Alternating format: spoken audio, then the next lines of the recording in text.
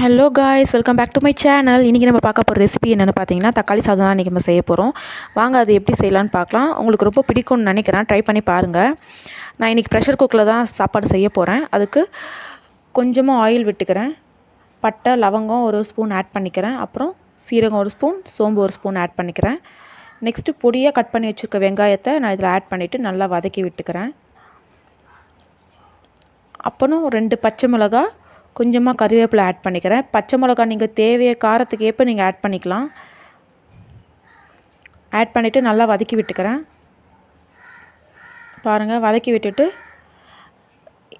இஞ்சி பூண்டு பேஸ்ட் ஒரு 2 ஸ்பூன் ஆட் பண்ணிக்கிறேன். எப்பயுமே நம்ம சாப்பாடு இந்த மாதிரி குஸ்கா டைப்பில் செய்யும்போது கண்டிப்பாக நம்ம இஞ்சி பூண்டு ஆட் பண்ணால் இன்னும் நல்லாயிருக்கும் டேஸ்ட்டு. அதுக்காக தான் ஆட் பண்ணிவிட்டு இது நல்லா பச்சை வாசனை போகிற வரைக்கும் நல்லா வதக்கிக்கோங்க.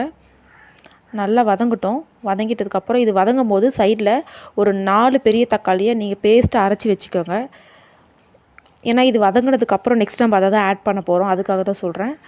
இது நல்லா வதங்கிட்டவனே நம்ம அரைச்சி வச்சுருக்கோம்ல அந்த பேஸ்ட்டு தக்காளி விழுது, அதை நம்ம ஆட் பண்ணிவிட்டு அது ஒரு வாட்டி நல்லா கிளறி விடணும்.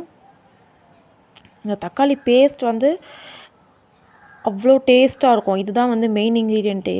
நீங்கள் ஸ்லைஸ் பண்ணி கூட போடலாம், பட் அந்தளவுக்கு டேஸ்ட் உங்களுக்கு கிடைக்காது. இந்த மாதிரி ட்ரை பண்ணி பாருங்கள், அதனால தான் சொல்கிறேன். நெக்ஸ்ட்டு பொடியாக நறுக்கி வச்சுருக்க கொத்தமல்லி விழுது அதை ஆட் பண்ணிக்கலாம். நீங்கள் புதினா கூட ஆட் பண்ணிக்கலாம், இன்னும் பெட்டராக இருக்கும் டேஸ்ட்டு. ஆட் பண்ணிவிட்டு நல்லா வதக்கிக்கோங்க. இது நல்லா வதங்கினதுக்கப்புறம் மஞ்சள் தூள் ஒரு ஸ்பூன் ஆட் பண்ணிக்கிறேன். நெக்ஸ்ட்டு வெறும் மிளகாத்தூள் ஒரு ஸ்பூன் ஆட் பண்ணிக்கிறேன். உங்களுக்கு காரம் தகுந்த மாதிரி நீங்கள் ஆட் பண்ணிக்கலாம். ஆட் பண்ணிவிட்டு இதை நல்லா ஒரு வாட்டி வதக்கிக்கிறேன்.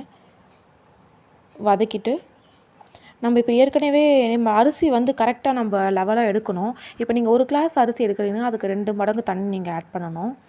நான் இன்றைக்கி 2 கிளாஸ் அளவுக்கு அரிசி ஊற வச்சுருக்கேன். 1/2 hour ஆகிடுச்சு ஊறிட்டுருக்கு. நான் இப்போ 4 கிளாஸ் தண்ணி அளவுக்கு எடுத்து ஆட் பண்ணிக்கிறேன்.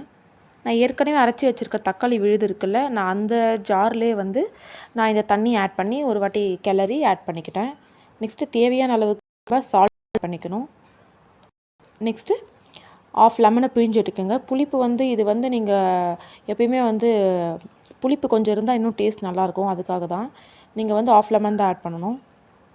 ஆட் பண்ணிவிட்டு நம்ம ஊற வச்சுருக்கோம்ல இந்த அரிசி நல்லா 1/2 மணி நேரம் ஊறட்டும். ஊறினதுக்கப்புறம் இந்த அரிசி நம்ம ஆட் பண்ணணும். நம்ம அரிசி எவ்வளோ தான் கழுவினாலும் கண்டிப்பாக அதில் தண்ணி கொஞ்சமாவது இருக்கும்.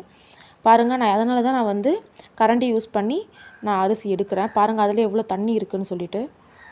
நம்ம தண்ணி எப்பயுமே எக்ஸ்ட்ரா ஆட் பண்ணக்கூடாது. எக்ஸ்ட்ரா ஆட் பண்ணால் கண்டிப்பாக சாப்பாடு குழஞ்சிரும், அப்புறம் நல்லாவே இருக்காது. அதுக்காக தான் சொல்கிறேன். இதை இப்போ க்ளோஸ் பண்ணிவிட்டு ஒரு 3 விசில் ப்ரெஷர் குக்கர் வச்சு வேக விட்டுறலாம்.